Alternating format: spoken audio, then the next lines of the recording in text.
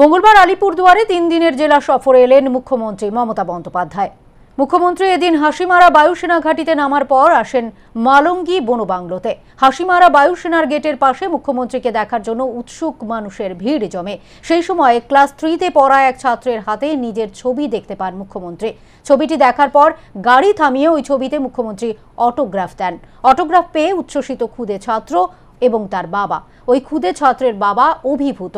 অপরদিকে মুখ্যমন্ত্রী হাসিমারা বায়ুসেনা ছাউনি থেকে বেরিয়ে মালঙ্গি লজ যাওয়ার পথে উত্তরবঙ্গ উন্নয়ন পর্ষদের ভাইস চেয়ারম্যান মৃদুল গোস্বামীকে দেখে গাড়ি থামিয়ে কথা বলেন এবং প্রশাসনিক বৈঠকে থাকার নির্দেশও দেন তিনি। এরপর হাসিমারা গুরুদুয়ারার সামনে দাঁড়িয়ে প্রসাদও গ্রহণ করেন তিনি।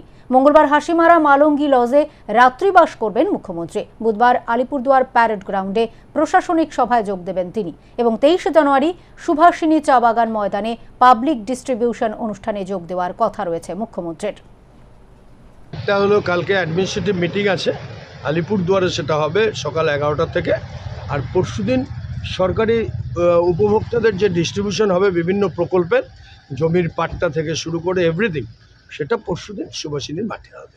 না, এই তো আমার সাথে আপনারা তো শুনলেনই কি কথা হলো, কেমন আছিস, কালকে থাকছিস, পরশুদিন থাকছিস, এইটাই। আর আমরা একটা প্রপোজাল দিলাম ওনাকে যে নতুন কোর্ট বিল্ডিং যেটা আমাদের হচ্ছে সেটা কমপ্লিট হলে যে ওপেনিংয়ে ওনাকে আসার জন্য আমরা আমন্ত্রণ জানালাম।